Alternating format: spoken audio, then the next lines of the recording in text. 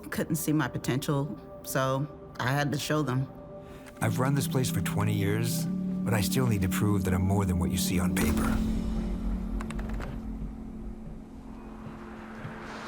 Today, I'm the CEO of my own company. It's the way my mind works. I have a very mechanical brain. Why are we not rethinking this? I am more. I'm more than who I am on paper.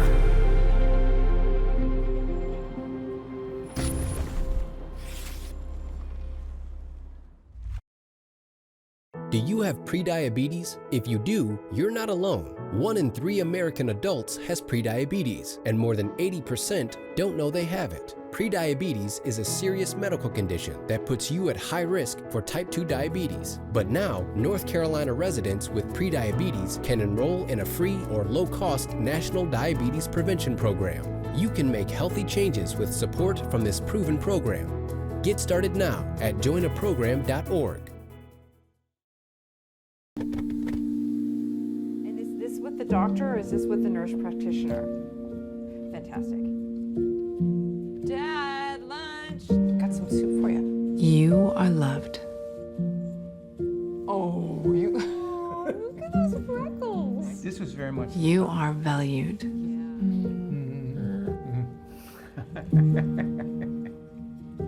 You are strong. You are resilient.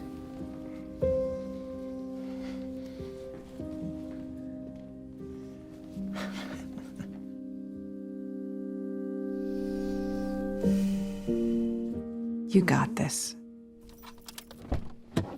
You're there for them. We're here for you. Find free care guides to support you and your loved one at aarp.org/caregiving. Hello, everyone. This is the Linzie Show. I am here every Monday at 6 p.m. Central Standard Time. I am excited because I am here with some amazing ladies. I have 2 wonderful women. I'm telling you guys, you're going to get some information that you are going to be able to use. We have Janice Brooks, and we also have Dr. Shannon. Thank you for joining us. Thank you. Shannon Wilson, thank you for joining us. I met these ladies because they're from my hometown. I'm here in Columbia, Missouri, on site here. We're at the Columbia Daniel Boone Library, and it's very fitting because they're authors, and this is a good reason and a great place to have our show right here in the library, right? Yes. So I want you guys to know who I know, but as I do every show, I read your bios. I want you to just take a moment and listen to who I have here with me. Miss Janice Brooks, let's start with you. Yes. You are the founder of I Love Me Some Me, LLC. Yes. We're going to talk about that. I'm excited about that. You're a associate pastor, motivational speaker, and you're a social worker. Yes. That's correct. Okay. You're, again, a published author. Now, if I have this correct, 12 books. 12 books. 12 books. That's amazing. Probably more. I looked at your illustration and your books, and they are so creative and inspiring. So can't wait to talk more about that. You're also worked at the Columbia Public Schools. You study psychology at Columbia College. Mm-hmm. And you're from East St. Louis? East St. Louis. I didn't know that. Yay! And you're currently a program coordinator. As of this month, currently I'm not held in that position right now. Oh, okay. Yes. Okay. Well, you were one. Yes. Among a lot of others. So you've been busy. Yes. Yes. And I could just when I read your bio, I could just sense the dedication, the amount of dedication you have towards what you feel like you're here to do, what you're called to do. Yes. So that's awesome. So Dr. Shannon Wilson, yes, ma'am, you are a pastor? I am an associate pastor along with Janice. Yes, okay. And you guys attend Urban Empowerment. Yes. And let's give a huge shout out to Urban Empowerment. Dr. Christine. Yes. and Dr. Lester Woods. Yes, we love them and we appreciate everything that they do in the community and who they are. I've known them for a while and just always been such a blessing. So I'm glad that you guys are there, just keeping the community down and doing all that you do. We have excellent leadership. Yes, yes. Oh, there was just a workshop, not a workshop, a women's conference. Yes, Covered Girl. It's going to Covered be Girl. April, the first week of April. First Friday, Saturday, Sunday. And that's coming up. Yes. Covered Girl. Registration is still open until March 15th. Okay. That's exciting because I know it's going to be, just exactly what the women need, Yes. Always. Absolutely. So you have Dr. Wilson, you have a MBA, I do. a Master's of Business in Finance and Human Resource. Correct. You're also studied there at the University of Arkansas, Little Rock, Arkansas. That is the School of Law. Yes. I read that. I don't know if you knew, but my mom is from Arkansas. I did not know. You didn't know I that? did not know that. I remember younger driving to Arkansas for vacations and family reunions to a little town called Marietta. I've been to there. Oh, you've been to Marietta. If you blink, you'll miss it, right? Have you been recently? Do you go No, I back? haven't been to Arkansas probably in 10 years or more. But Mhm. yeah, I used to live in Pine Bluff and I lived in Little Rock for a while. I Are you- actually lived in Arkadelphia for a while too. I taught at Henderson State University. So Okay, well, that's great. How was that experience there? it was really good. I enjoyed Arkansas. It was just a nice home atmosphere. Great. But there's no place like home. I'm from here, from Kansas City. So. Yes, I've seen that from Kansas City. Yes, and today, playoffs. I know you girls are not football, but let's just cheer on the Chiefs, okay? Come on, Come on, Chiefs. You We can want do you it. to do it. Kelsey, Mahomes, you guys got it. We got this, right? We got this.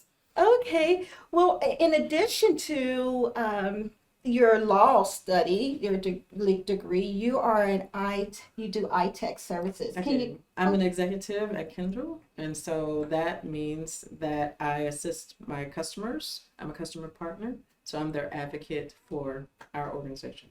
That's awesome. Is that something that you started your I have been in IT for 20 plus years. I actually started in law, and I have my own law firm. I practice law. I work for the state of Arkansas for a while, and I'm just good at IT.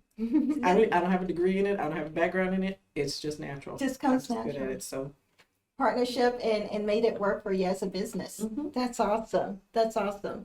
And in addition to, and this is one of the reasons why we're here, you are a owner of a catering I am. business. And that is the name of the business is? Quintilla's Kitchen, named after my grandmother, Quintilla Wilson. All right. And I noticed that you had said that one of your first recipes in your book was one of your grandmother's recipes. What is it? Yes. So when I was a little girl, I used to love it when the house was full of the aroma of those biscuits, those yeast roll biscuits.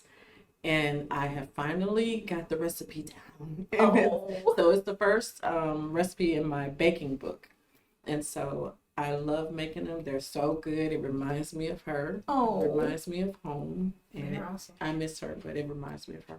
That's awesome. That is. They awesome. I can't wait to get some. I'm all. If you watch any of my episodes on my shows, food is somewhere there. I'm such a foodie, but That's good. I brought you some food today. thank you. Yes, I brought you some cabbage and kielbasa with some honeycorn bread. That is awesome. Thank you so much, especially in traveling. I live in Houston and I'm here, to meet you guys and also do some of my real estate. So I'm taking that to the hotel with me. Thank you.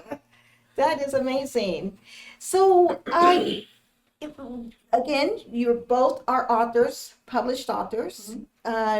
Your focus is children, affirmation, positive affirmation, self-esteem, confidence, and your book is features more along the line of healthy eating, cleansing diet type of food, family memories, and Absolutely. and how to bring the family together around a meal. That is perfect. Awesome. Awesome. So we're gonna go ahead and talk about that because I like to highlight authors. You know why I like to highlight authors? Because I believe that more people have and are finding their voice. And they're finding their voice through, we always know, music, but social media has allowed a lot of people to find their voice.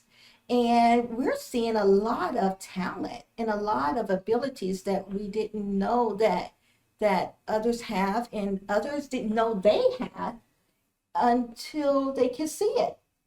And this is a way that we're able to express. There are people who may want to be authors, their children, and they can actually see it and also get a roadmap to how to accomplish that. So I definitely want to talk with you guys about the writing process and how someone could, if they have a desire, and that desire to be an author, you guys have done it. You've done it in big ways. So thanks again for coming on the show.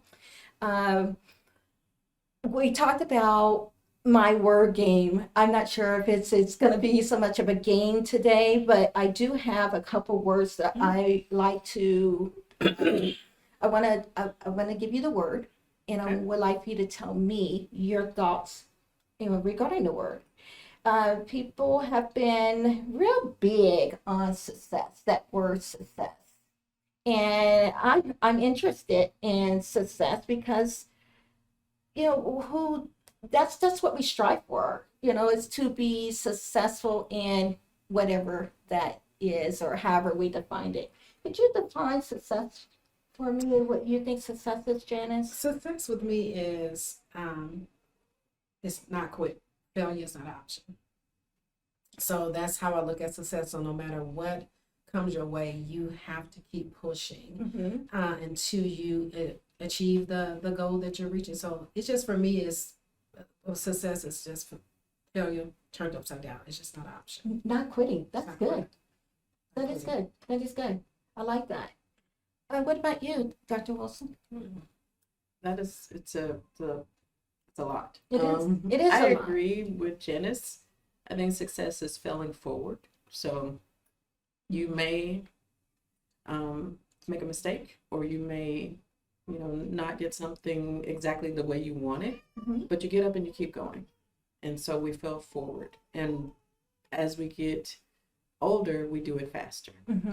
So you might fall, but you get up and you go. You get up and you go. You get up and you go. And that is a level of success. I think also doing what you're created to do. I agree. Is success. Being able to honor God and glorify God in that is success. I agree. I've heard some interesting definitions, and it seems like they pretty much meet in the middle of the road. People are pretty much saying the same thing. It's not just a destination. It's that journey and not giving up. Not giving up on whatever you want to accomplish. Not letting mistakes stop you. And don't let those, nothing stop you getting back up. So that's great. That's great. You in your book talk a lot, in your books, Janice, talk about a lot about self-worth. I know that you and I have talked in the past, and I sense that part of the reason why you have been inspired to write the books is because of some of the things you've gone through in life. And you said that you did not want children to you want children to catch it faster. You don't want to, I think that's what you had told me. Catch it faster. Yes. Did that, your experience inspire you to writing do children's books? It is. Anyway. It started off with, I was doing children, and I actually started off doing adults at first, before I really switched to kids. God had shifted me to write it sooner, but at first I did adults for the purposes, because like you said, I battle with self-worth, self-esteem. So as I look in the mirror, I had trouble validating me. So I was walking down broken and nobody knew it. You know, so I wore the face, I wore the smile. So God spoke to me, if you going through this, imagine how many women feels like you feel. So that's when the first ABCs of Inspiration came out. I just began to, God got me up right, and it basically was my affirmation to myself. And then he spent it. He was like, people need to catch you sooner. So yes. you need to go in the direction of, and that's when I started with the children. He said they need to be affirmed. He need to catch it sooner than later. Yeah. You know? So we need it now, and people still need it. But if we catch them sooner, they'll start validating who they are before they get to my age. Yes. And then recognize who they were. Did you see that because of being in the public school system? Did you? I think we talked about it a little, that watching some of the young ladies mirrored what you were going through. Did that kind of like just really tug at you? It tugs at you because you see it. You saw it in you. So when you see in the schools and you see what's happening right before you, and you can see the people do not have the worth. I told you I had a young lady who's like, if my own mom don't think I'm worth nothing, why should I believe you? You know, and it hits you like they do feel that because no one there validating them. So they get out there and look for it in all the wrong places. Yes. Yes. I'm so glad you listened and that you did the work. You did your own work, and then you went on to allow the work to be done through you to help others. Can you do mind showing the audience one of the ABC, whichever one? This is the first one I did, the ABCs of Inspiration. Okay. Right here. And this one's gonna get redone and revamped. So we're gonna have a new revised version coming out of this one, because this was just in my beginning days. So you begin to write, and as you evolve, the writing process get better. Okay. That's So good information. So that's this one's gonna be revamped. But this one I was saying you go because it's just like I just put me to G's. Yes. It just it's a grace the moment, glorify God, gift yourself, give them more, garnish yourself, glow without shame, gain the steps you need to daily. And then it just say, keep moving forward. Your future is not behind you. So, and this was the first one. It's just if you go through the book, it's just inspiration nuggets like that. So can so- I say it's like inspiration nuggets? I'm loving this already. Yeah. Giggle more. Yes. Yes, I love that. Here it is, guys. There's plenty of more. Yes. Also, Miss Wilson, Dr. Wilson, let's talk about what you have here. I was interested to see that you have your reset eating journal. Yes. Can we Sure. take a look at that as well? Sure. We have here, reset your eating journal. It looks like it looks delicious. Yes. But also it looks like something we as a society need. Tell me what inspired you to write this particular book. So everything that I do with regard to food comes from my grandmother. I always loved my grandmother's food growing up. When I became an adult, I thought, I want her food and I want those flavors, but I don't want to die. Meaning, sometimes we have to take the fat out, the pork. We've got to take some things out. But also, my goal was to make it delicious so you don't feel like you're missing anything. And then it just came to a place in my life also where I was like, there's so many preventable diseases that we succumb to, particularly as African Americans and as women. The number one killer of African American women is heart disease. Those are preventable things. That's true. And we literally are what we eat. It's what you put in your mouth. And so this little journal is simple. It goes through and it tells you things like what happens when you stop eating sugar. Oh, tell me one thing. What happens? What's one thing that happens? Let's see. Look at the previous page. So the first 1 to 3 days of when you stop eating sugar, you have withdrawal symptoms because sugar is worse than crack cocaine. You have headaches, you have dizziness, you have mood changes, fatigue, you sleep, your sleep patterns are disrupted. You have strong cravings for sugar. But as time goes on, say you get to weeks 3 and 4, then you can make a full adjustment and get away from the mood swings, reduced cravings. You have weight loss, which is greater. Yes. Your eyes are brighter. I've experienced this myself. Okay. Your skin is clearer, your hair grows. Oh. And it's just you feel better. So for me, what I can attest to is when I cut sugar out, and I'm adding it back in, don't tell nobody, but we'll do that time. But when I originally cut sugar out, I was suffering from fibromyalgia Okay. and a lot of issues with arthritis. And cutting sugar out, I feel so much better.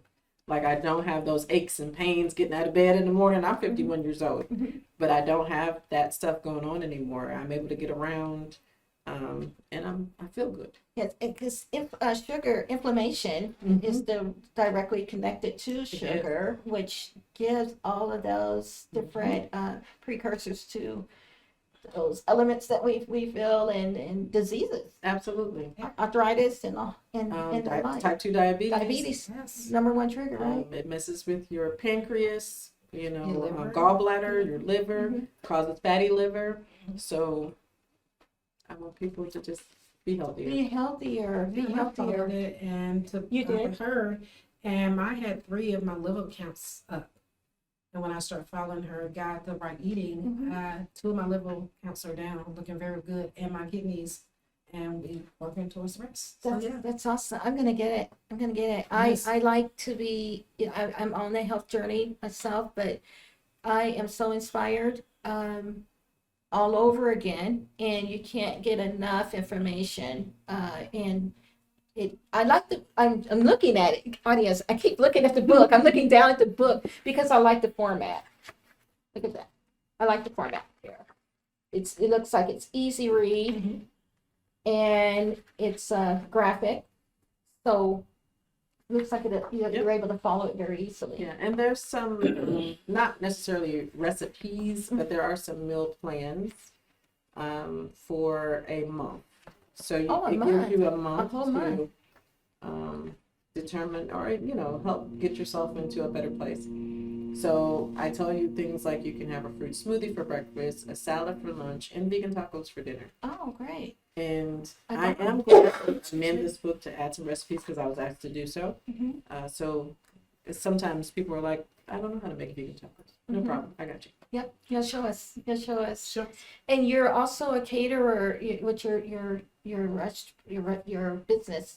Do you cater corporations, I do. businesses, everywhere? Yes, everywhere. Everywhere. And Small, my mantra big. is healthier eating. I do it all. So I do meal planning. I do meal prep.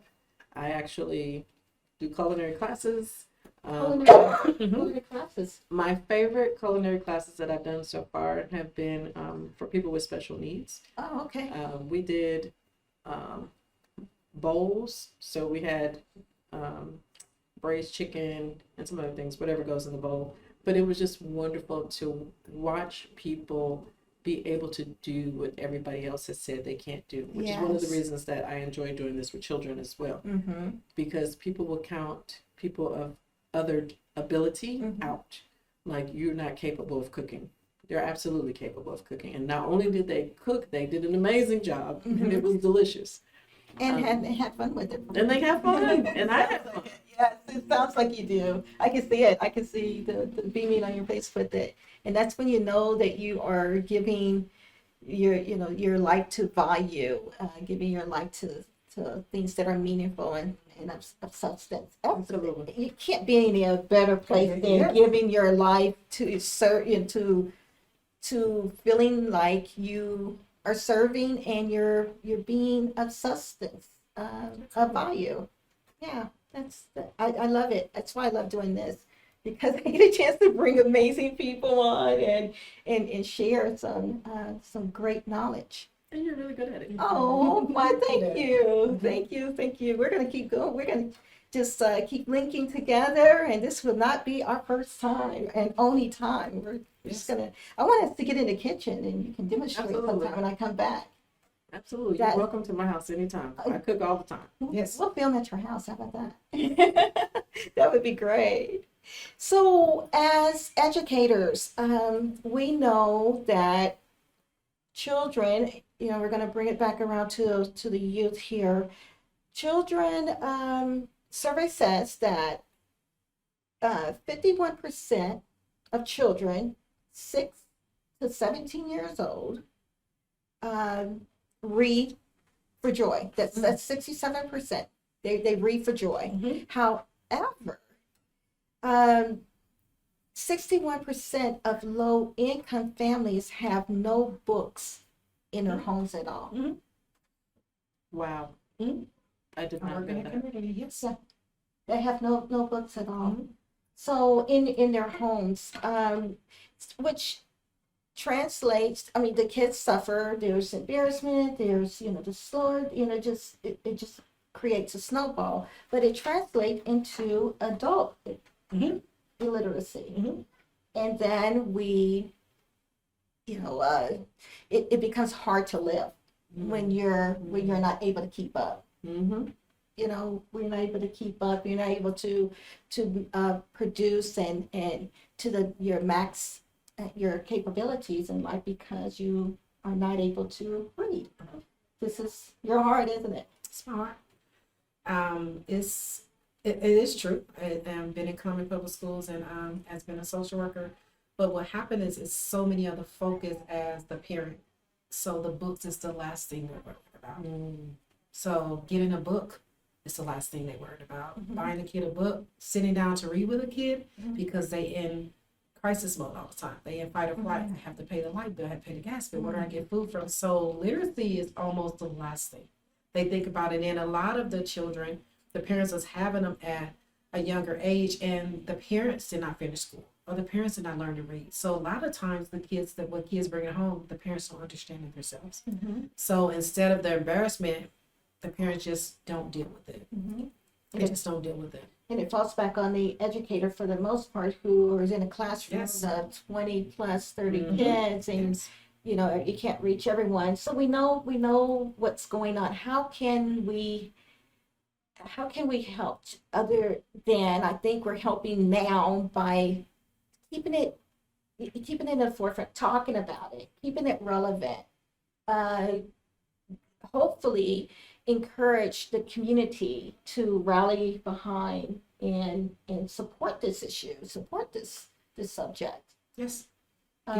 Giving kids access to books, making book bags, having literacy nights, having nights that it's just the community has to reach out, because it is a problem, because they base prisons, how many prisons are they gonna build by the third graders reading scores. I heard that.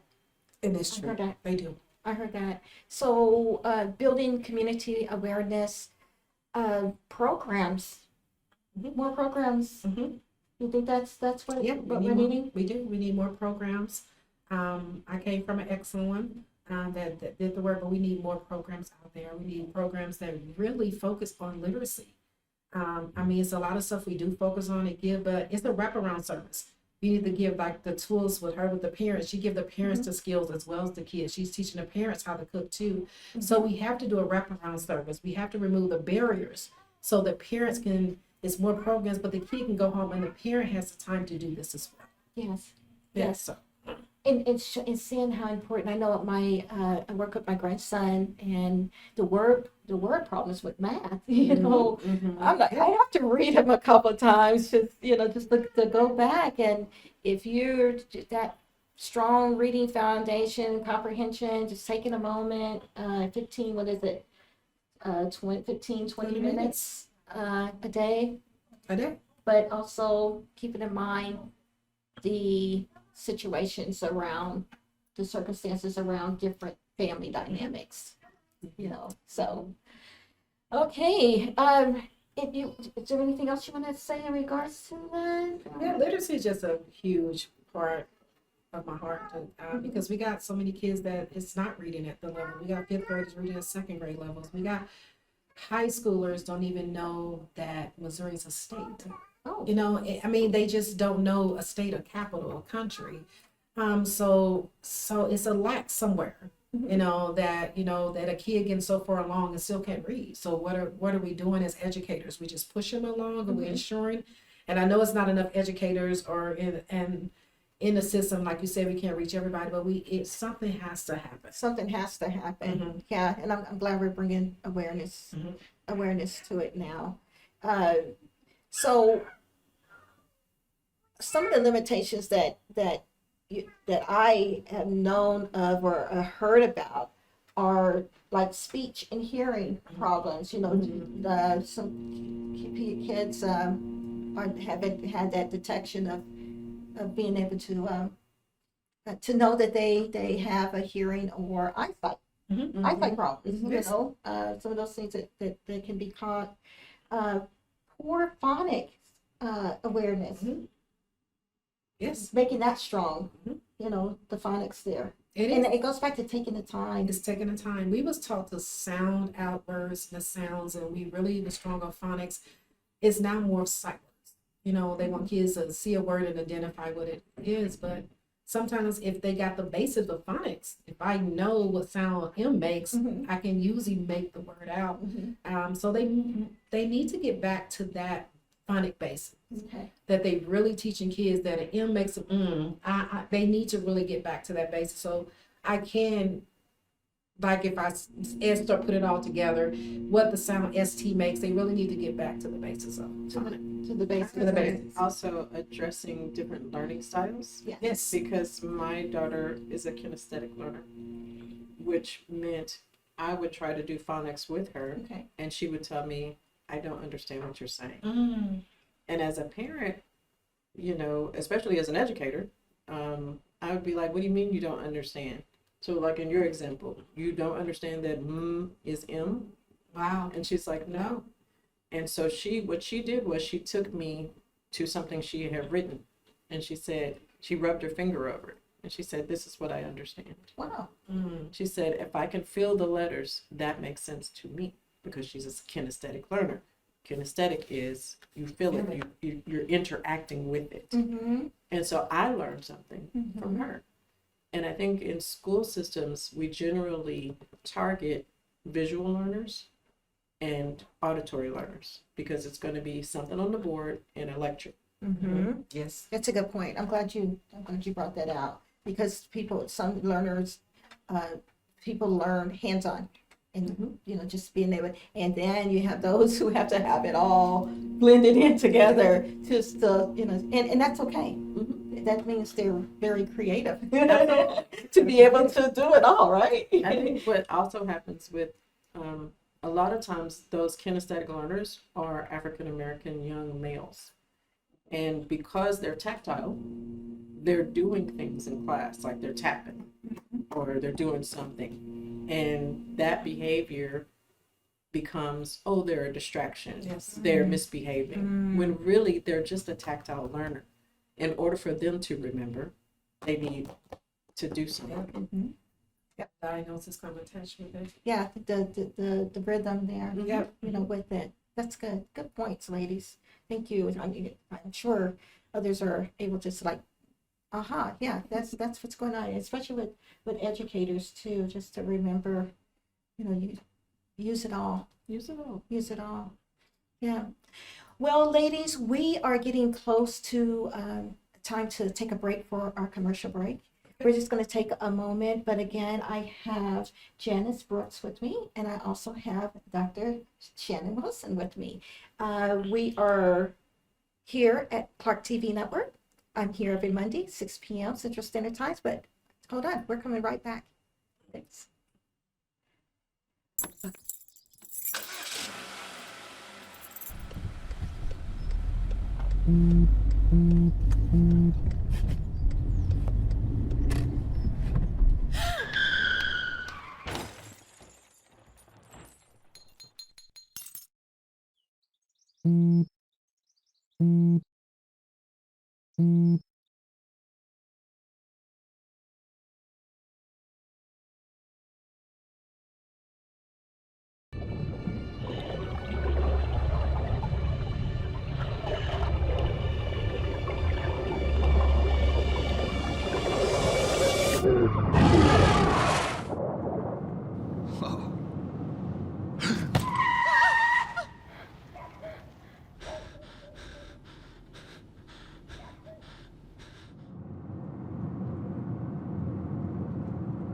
Eyes forward.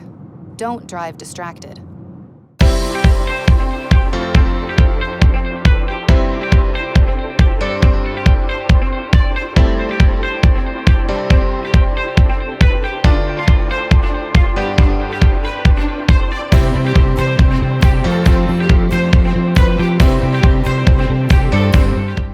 Hey, you guys, we are back, and I am here, the Anna Linzie Show, with a couple amazing ladies. We have been talking about education. We've been talking about self-esteem and empowering the youth, what it takes to some of the different ways that children learn. I have Ms. Janice Brooks and I have Dr. Shannon Wilson. Both are educators, but they come with a wealth of not only education in the classroom, but also experience in life. We were just talking there in a commercial break. We talked about your healthy eating because you're an author and you've written healthy eating journals that we can follow. But you're also you have other books that you have written. Yeah. Can you share with us about the other books that you have written? Sure. Thank you. I brought one of them today, and this is called When Life Gives Me Lemons. I started a business. And so I have a passion for entrepreneurs. I always have. Okay. When I first graduated from law school, believe it or not, my first job at a law school was at a bank. It was not in law. And I was a commercial lender for a number of years. And part of that job was to help certify people in being able to create feasibility studies and business plans. Okay. And so I've always had a passion for that because people start businesses, but a lot of times businesses fail because without a vision, the people perish. So without a plan, it's difficult to have a successful business. It is. So that's one of the things I'm passionate about. And I was sharing with you because you had asked earlier about what's the writing process. The writing process. It's different for everybody. For me, I write all the time. I probably have 4,000 or 5,000 notes in my phones. I write all the time, everywhere, every place. And so usually I will take my notes and turn that into something. So that's what this is. Okay. But this came about literally because someone made me angry. And so in the morning, because I rarely get angry, I do not get angry. So in the morning, the person made me mad. That was probably around 8 o'clock, maybe 6 or 7, 8 o'clock in the morning. And I said, I'll show you. So I wrote this book in one day. By the end of the day, I had published the book. Wow. Yes. Because I was upset. So, but of course, this is years and years of working with people, working with businesses, and all of the knowledge of the things that I know businesses need. You need access to finance. You need to be able to do projections. You need to understand what the pros and cons of the different business types are, right? So do you want to be an LLC or do you want to be a sole proprietor? And what are the pros and cons of that? So those are the tidbits that are in that book. Yes. You also wrote a couple other books that you had mentioned. Do you want to tell us about those? Yes. My very first book came about because I had a friend who lost his wife. And we would walk and talk every day at work. And I just took notes in my phone about the different things that we were talking about. Because we were talking about, what does it take to get back into life after you've lost someone, after you've gone through a divorce? Because that's similar to also a death, as people have said.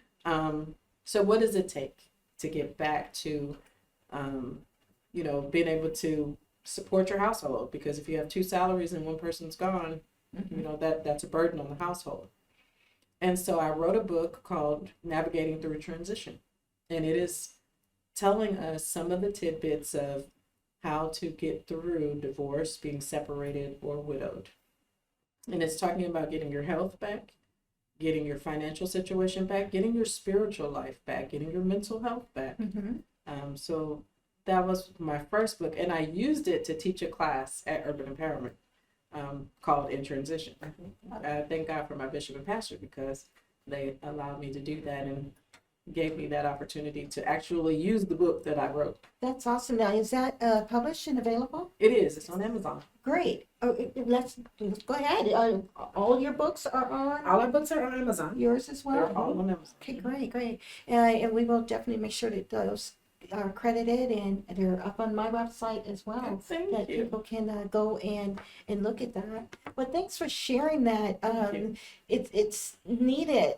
Our life experiences are an example, but also allows people to be able to process through their own lives. And when we are transparent, Yes. and make ourselves available the way you said, make yourself available and transparent and live. I like to think you don't always have to live it first, but when you really live out a situation, then it becomes a real, it becomes more real for not only you, but also for the next person that it could help. It's one thing to, teach something that you haven't experienced, but when you experienced it, you can really teach it. And it has I like to think it has a power behind it. Absolutely. You agree? Absolutely. Yeah. Absolutely. A power of to be able to really break, really help and get the message through, get the message It through. makes you more confident. Yes, it is. And it's felt, it's felt by whoever's listening, or hearing. It is palpable. You're right. Yeah, there you go. Yep, exactly. So yeah, we did. I do want to talk about the writing process. You said this is just a thing. When did you start writing as a child? Has it always words have always just come to you that way? Yes. So transparent moments. Since we're Okay. being transparent. My dad used to punish me by making me read the dictionary, and so I learned the phonetic spelling of words. I learned the phonetic, pronunciation of words, and the definitions of words, and the parts of speech of words, because that was my punishment. And so I just kind of became a bibliophile. Like I just started loving words, loving language. When I was in college, my initial journey was to go to medical school. Okay. I am sort of a rebel. We're not going to talk about how that I didn't make it that way. But it turned out that I wanted to just graduate as quickly as possible. So when I went to the counselor and asked, how can I graduate as quickly as possible? She said, well, you can become an English major.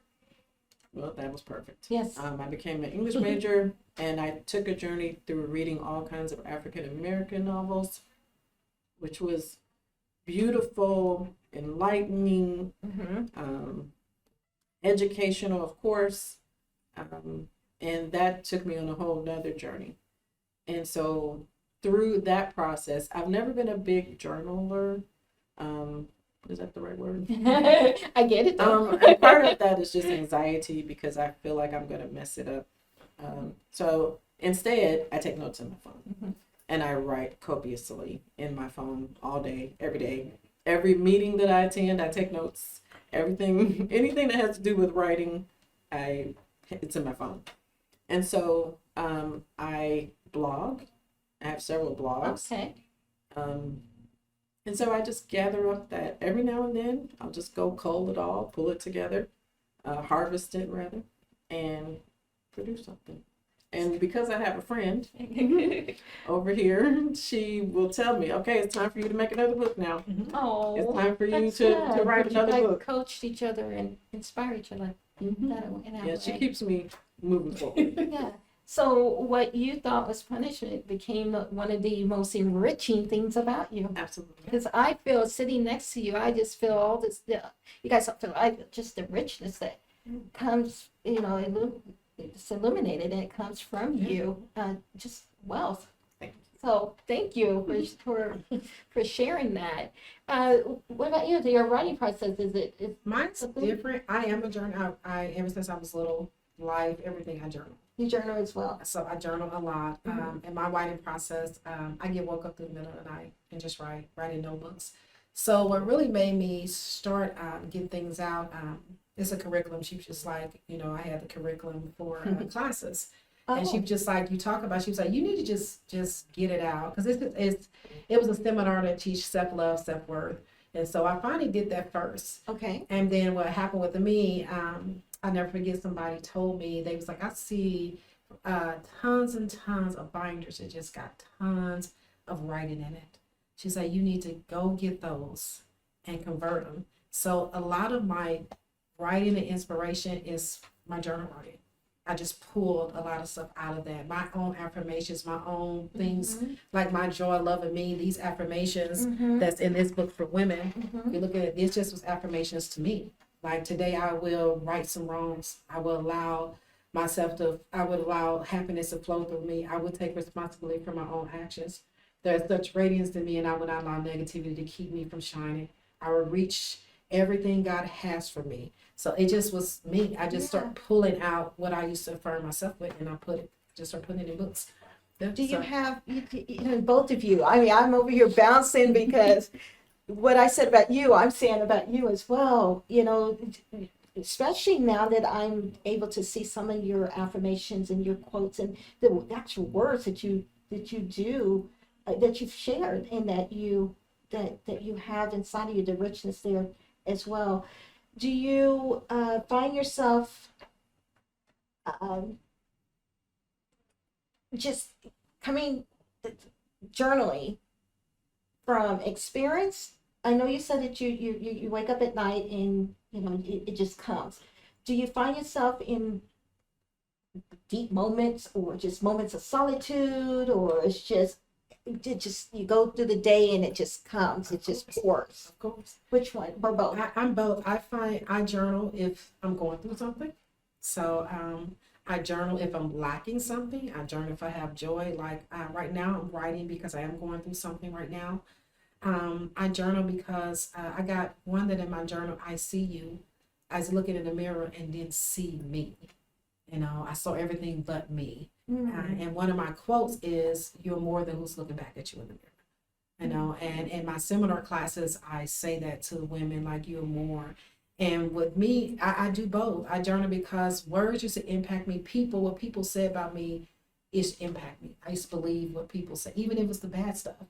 So when I'm in my seminar classes, I'm like, you have to get in a place that you have to know who you are, who God say you are, and not who people say you are. And so that's where a lot of mine come from. It comes from, like you say, the day it's all of it. It's all of it. And I will unpack the day by sometimes just writing, or if I'm going through something, you know, she'll tell me write about it. I write about it. You know, so yeah. I find that a lot of what I've seen so far, a lot of it is it's like poetry. Yeah, I was a portrait writer, and mostly, if you look at most of my books, like this, especially the kids' book, this Simply Take a Stroll, and the ABCs Love Me, it literally telling them the story, but it's in a poetry, rhyming. You know, like it's telling the whole story about empathy. That empathy gonna be joy, empathy gonna be love, empathy gonna be peace, but it's in a story that is just rhyming with the story as they walking through. And that's what it feels like. Yeah, and she designed it. It's my book. She designed, and that's what it is. The book? So yeah, The illustration. illustration. Yeah. That's awesome. You've seen it. The first thing I commented on is good, pretty good, and credited. Yes. Yeah, and the same with this one. Like it tells you, I am genuine, I am grateful, and it goes and say, I am hopeful, helpful, and humorous. Then say, I am imaginative, incredible, and inspiring as can be. Loving me is easy, you see. Yes. So, and it will tell you about you, but it will rhyme. And what greater way than putting those words inside of us, the affirmations. We have to. Words are powerful. They shape us. Like we've been saying, they shape us. They express. I mean, it's our human connection, our human way, our human life is shaped through. It has to be shaped because it's easier to believe the bad because it's work for the good. So your body is designed, the brain is designed to hold on to the bad, you know, because your body has to go through all the process for the good. So most words that's negative, it's easy for us to be like, yeah, I'm mad. Yeah. Instead of affirming ourselves and do the work And that's what it is. And we have to get to the point is we have to get up. I still affirm myself every day. I do too. You know, so you have to do the work. My favorite is which one? the one with the little boy on it. Oh, this is I love all of me right here. And it's short. You can read that right quick. Well, I'll let you read it. You have that. This is a little boy. It's just so cute because I had other books and I had a little boy saying, you're like, you never have a picture of little boys on it. I'm like, well, it say the same thing. It doesn't matter. Yeah. So that's why we did this little boy. And he just said, I love me, some me without a doubt. I love me, some me, I want to shout. I love me, some me from my head to my toes. I even love my cute little nose. So it's something, I love my eyes, they're out of sight. I love my smile that sparkles so bright. I love my lips, whether thick or thin. I even love my adorable little chin. I love my hair, no matter what's the style. I love my feet, that goes the extra mile. I love my ears, no matter what's the size. I love my looks, and that's no surprise. It's cute. It's cute. I love my hands and my fingers too. I love all of me, and that's the truth. Oh, Whether I'm a girl or whether I'm a boy, loving me brings me so much joy. that's good. So it doesn't matter what you see, me loving me is key. Then it goes, I love me some me, and now you know I love me some me, and I will let it show. Oh, It doesn't matter the skin color of my skin. I love all of me, and that's the end. oh. So yeah, And- so it's a cute little one. So yeah. And we have to give it to them young, you know. Yes. We have to give it to them young. That was cute. And they have to love them, all of them, that, you know, because people point out your ears, your hair, and kids have to know, you know, you need to love all of you, no matter what you look like, no matter what color, no matter what your hair is like, no matter how tall, no matter how short. And we need to teach them they need to love them. Yep. Yeah, because I did a seminar. We just did a class with some young kids, some young girls. I did one of my classes, and we asked a simple question: what do you love about you? And she was like, nothing. And she couldn't be no more than 6, 7. Wow. Yeah, so we have to get them young. We have to get them young. Yeah. That is great. You can't express enough how powerful words are and how much they shape us. Yes. Absolutely. How much they shape us. They shape us. So, I know some people are natural at this, and you know they express they're born to do this. But what about those people who have a desire to and do not know how to get started? You know, we know journaling is one of the top ways, writing down, journaling. What about going to writing classes, group classes? Yeah. Are you guys familiar with that process? Yes. No. What do you know about the group classes for writing? I've seen some of those like pop up on my social media. I think that they can be good. I am always extremely cautious of nurturing someone's specific style. Okay. So some people have difficulty, like yes, they have the words in them and they feel the voice and they want to speak, but their medium may be video or it may be audio. And so just like I have lots of notes, I also have audio notes because there's sometimes when I just want to sing a song. So I'll go, you know, get my audio notes and whatever words come forth because I want to sing a song or because I want to say something, or sometimes I'll just go live on Facebook. So I feel like those are also opportunities that you can record that out there, then go back and listen to it and capture from that and use that as your medium to begin writing. That's good. I'm glad I asked that question because you can record it, and then there's audiobooks. I'm so big on audiobooks. And I'm glad you said that diversify, because writing workshops, I have been in several, it's just the same style that they teach you to write, and people have diversity to try to write. It's just simple, you know, you get your notebooks, you get your journal, you start with a topic, you know, you elaborate on that topic, then you might come back. So I love it. It says the diversity of trying to write. It's just the workshops just teach you that style of writing. For me too, like the reason why I would say that is because when I was younger, like I said with the journals, I wouldn't write in a journal because I guess just maybe having some perfectionism, I felt like I was going to mess it up. Mm-hmm. And sometimes I wouldn't, I'd have, like, if your teacher said, okay, write an essay about this, it would take me forever to write it because I may have the body of it in my brain, but I didn't have the introduction. So I wouldn't start because we were always taught, you got your introduction, then you got this, and you got this. Mm-hmm. And so since I didn't have the introduction, I wouldn't write. And finally, I had a teacher who released me by saying, just write down anything. Whatever comes to you, write it down. Because you can always rearrange it later. Oh. And I was like, oh, okay. And so I would just write anything down. And then later, I would assemble it all in order. Okay, that's good. That's good. If nothing, if nothing else, for those who aspire to be writers, you know, that's it'll come along later. Like you said, you got better at it, right? You just I think you just mentioned that too. First you start, and then you get better. You get better at it. What I know of a lady there in Texas. She was a grandparent at one of the schools that my grandson used to go to, and we were PTO members together. She was 80 years old. Wow. And she picked up the pen and started writing at 80 years old. That's amazing. And one day she also rode her bicycle around the island there. She's like, you know, hey, I said, what are you up to today? She says, oh, I just started this writing group that I'm going to. I don't know where she was going with it, but I thought that was interesting that at any age, you can pick up a craft. You can go in and develop yourself and still live and create. I thought it was amazing. She was on a bicycle. So she just decided, I'm going to do it. On a bicycle. She was doing more than one thing. But just to watch people grow and inspire you in that way, that was just a plus. I love her. I went to law school with a lady that was in her 70s, and I always thought that was amazing.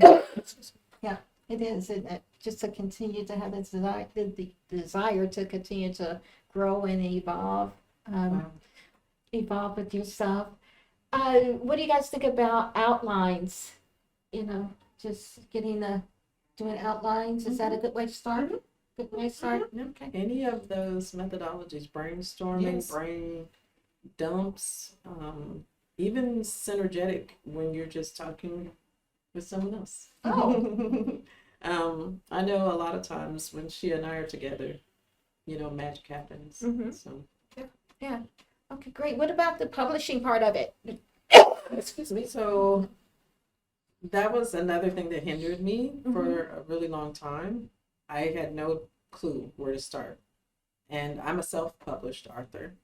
I had a cousin, and she would always post on Facebook books that she had written. And I was like, I'm going to call my cousin. I haven't spoken to her since we were little kids. I was like, I'm going to call my cousin and see what is it. And in about 30 minutes, she just gave me all of the stuff that I needed to do.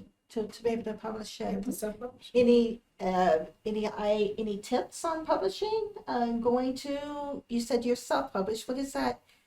What's the other alternative other than being self-published? You go through self-published, you do it yourself, you submit it up to Amazon, you put everything, otherwise you send it off to somebody else and they do the editing and publishing stuff for you yourself. So self-published is everything, you do everything yourself. Including marketing, distribution. Distribution, and we said, because she, on my last books that I had, she has self-published my books, but we sit there and you have to do everything, the sizing, and all that stuff, when you self-publishing yourself, So you really want to be dedicated. Sounds like you need to be dedicated to yourself and to what you're wanting to do, being an author. You guys, would you want to stay in the self-public lane, or would you like to be picked up by an agent? Eventually I will, because it's certain things you can't do when you self-publish. Like we wanted some of the books bind and with the spirals and the feel, certain texture of books that you limited when you self-publish. Okay, I didn't know So that. yeah, So. you are. You cannot.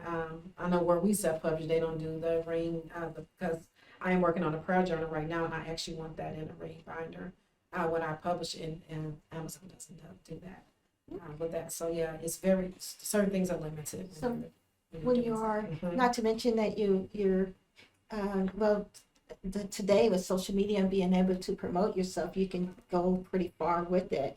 So do you, I know you do motivational speaking. Yes. Do you do motivational speaking as well? Yes. Of course, as pastors, associate pastors, that's motivating. That's the platform there. But do I you? would say yes, but more so in a one-on-one setting. Okay.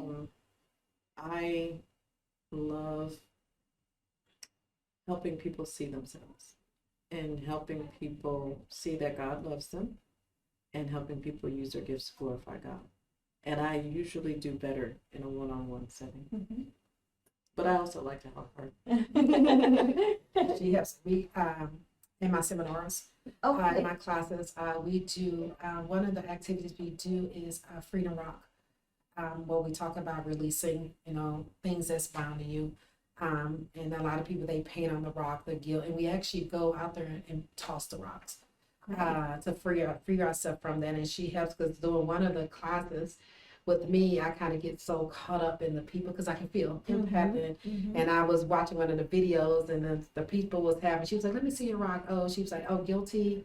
Then she said, "When you get out there, make sure you throw that away." Yes. When you get out there, make sure you do that. Yeah. It's a good exercise. It's a good exercise. So she said, when you get out there to her, make sure you toss that. And in the classes though, and by me being an empath, she's really supportive with me being there because I start feeling so much, and then she's able to pull me back to kind of just get back in the lane with the classes and stuff like that. And because I can pick up on your hurt, we just did a seminar a while ago. We was in a group with women that was like 50, 60 years old. And I went in there, I'm like, I don't know, because it's all about loving yourself on purpose. I was like, I don't know this is not the right group. It was one of the most powerful impact releasing motivational seminars that we done. Wow. That we done. So tell me a little bit, now that we're talking about it, I Love Me Some Me LLC. That's the organization that you have. You found it? I found it. Okay. I Love Me Some Me came about me. I love me. Okay. So I was like, I have to love myself more than who's looking back in the mirror. I want people to love themselves. So I started I Love Me Some Me. And it started it wasn't books and stuff, but it started as my seminar book as classes. I used to get groups of people together, and we used to and talk about loving yourself on purpose, your self-worth, your self-value, your self-esteem. We'll go through processes. I asked them, what do you see when you look in the mirror? Who do you see when you look in the mirror? And we be in class, we just get in there and be like, I did one thing. I say, write 10 positive things about yourself. And I give them 30, 45 seconds. Do you know it was so hard for people to write 10 positive things about themselves?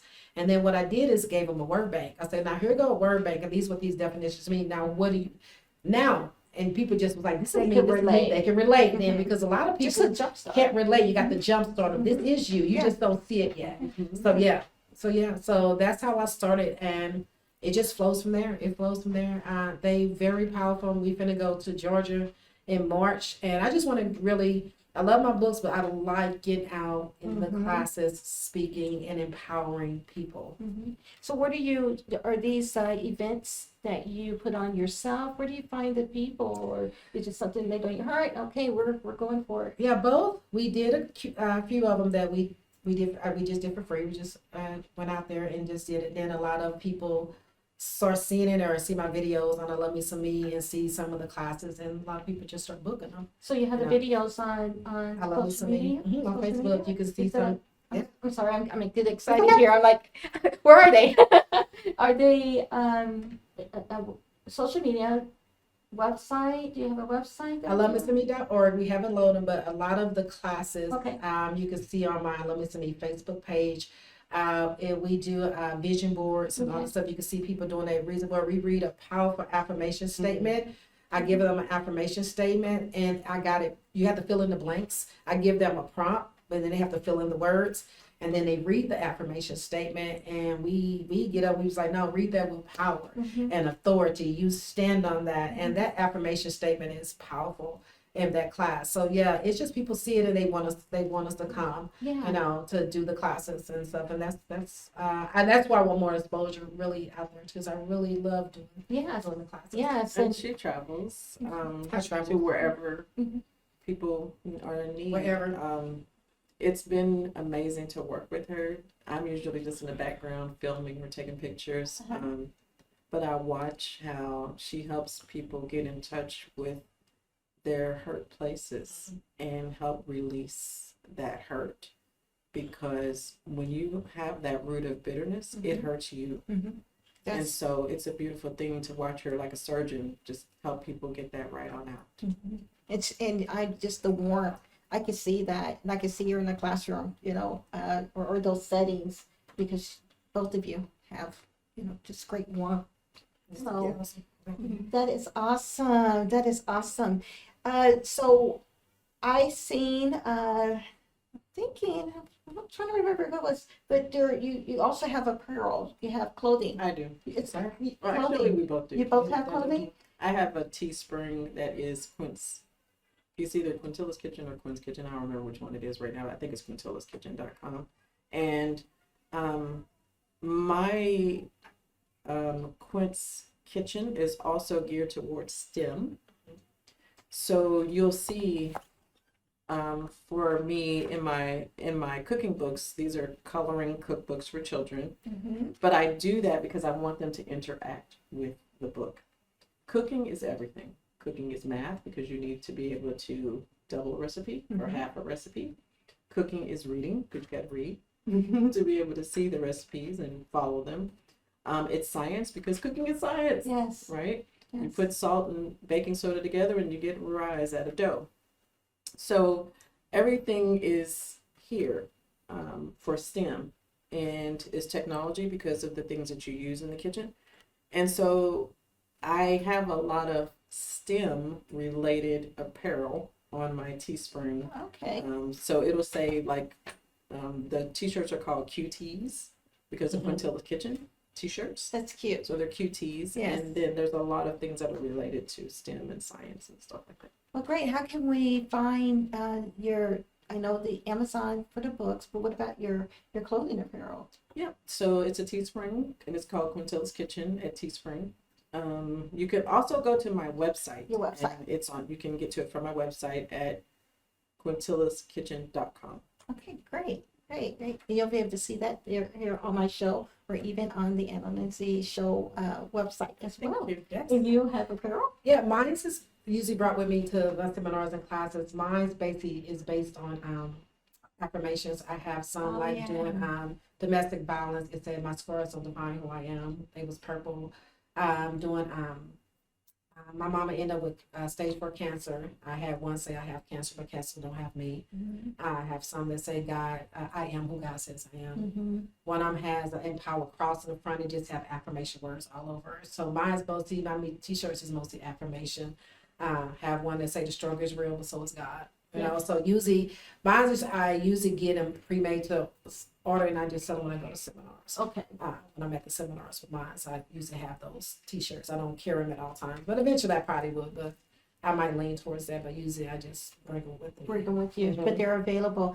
There's nothing like putting on, I like dressing, but there's nothing like putting on a t-shirt or a shirt or represent something on wearing it.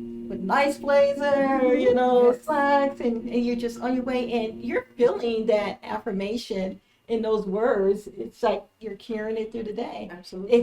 You carry it in your attitude and personality and in your walk. I love wearing t-shirts that has a saying on it. That's awesome. Yeah. Especially domestic violence, because It's a message. It's a message, and me being a survivor, been through it. It just gives a good a message out there that your scars just won't define who you are. You just don't. Yeah. So For you, and also for people who are reading it. It gives others a chance to read it too. Well, ladies, this has been very inspiring, and again, I appreciate you trusting me with your work, your body of work, getting a chance to see you guys again. It's always great to be home and be amongst love and friends. Really excited about your endeavors and all that it is unfolding and going to continue to do. I just want to give you guys the last word. If you like to say anything to the audience before we leave. First of all, thank you. Oh, you're welcome. I appreciate your warmth and just being kind throughout this process and allowing us to share. And for anybody who wants to write, it's in you. That's your gifting. It's your voice. You can do it.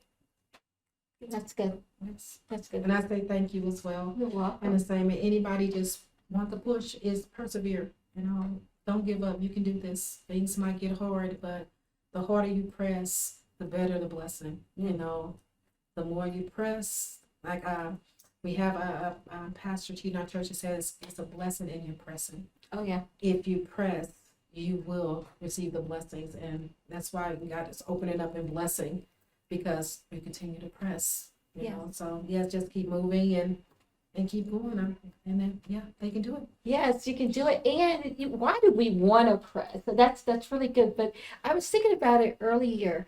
You have people who are very ambitious, and they appear to be ambitious. They're motivated, and you're like, why are they doing so much? You know, does it take all of that to live? Yes. You know, I mean, why do you do it?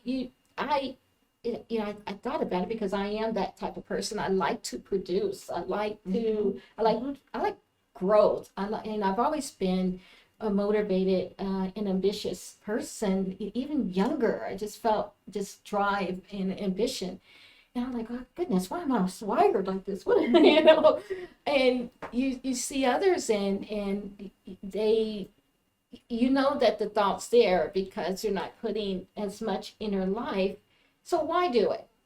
Why do it? You do it because you want to help. You want to be of service. You want to maximize your life. I do it because I want to maximize. And I'm hoping that You want to leave a legacy. Be an example. I want to be I an want to example. live. I want to live. I want to be example. Yes, I want to live. As long as I'm breathing, if there's something that crosses, my pastor spoke this word to me back in September. She said, anything that you can see, do it. And so since she told me that in September, I've published 7 books. Oh my goodness, And that's she told me, amazing. even if you're doing it fearing and trembling, Do it. anyway. Yeah, and she's Do a it. motivator, man. She did do it. I mean, not just motivated. She's going with it. And that's what allows you to make ground and bring people in leadership. When you know that you're in leadership, you're supposed to lead. You know, Yeah. And that's like lead. you lead. It just happens, right? Yeah, she told me, she's like, I never get, as I always would not speak because I've been to diction class and I have trouble with speaking. I used to stutter. I could not pronounce my words properly. And she just years ago just prophesied me, Pastor Chris. She said, when you open your mouth, it's going to be powerful. Yes. And if you just allow God to work through you, you forget about all these blockage that you feel you have, because you don't. When you open your mouth, he will work through you. You just have to open your mouth. And it blessed me. I pushed forward and I started speaking because I wouldn't speak. I wouldn't write. I'm like, people won't listen to me. I'm not articulate as other people. I can't write like other people. Just And then do it. 15 books later. And 15 books later. Aren't you glad you did? And aren't you glad you did? It's so fulfilling, right? Fulfilling. Yes. Fulfilling. It is so fulfilling. Self-fulfilling first, and then others like me get in us. We get blessed, right? Absolutely. Ladies, thanks again. Thank you again. Hey guys, you have been listening to the Anna Linzie Show right here on Clarke TV Network. Make sure you tune in with us every Mondays at 6 p.m. Central Standard Time. Again, we're here on.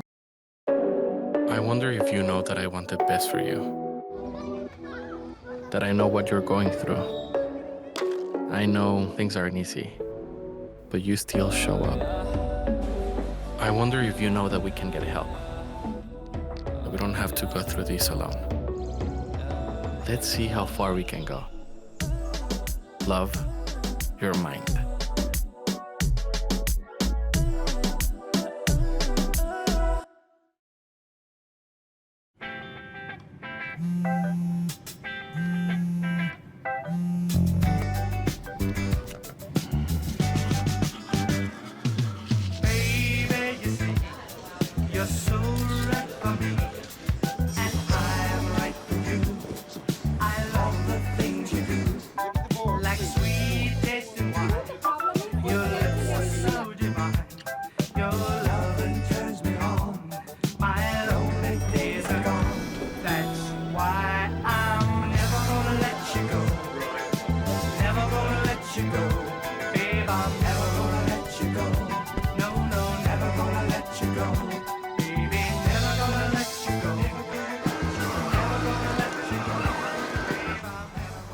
Here you go. Thank you. Thank you.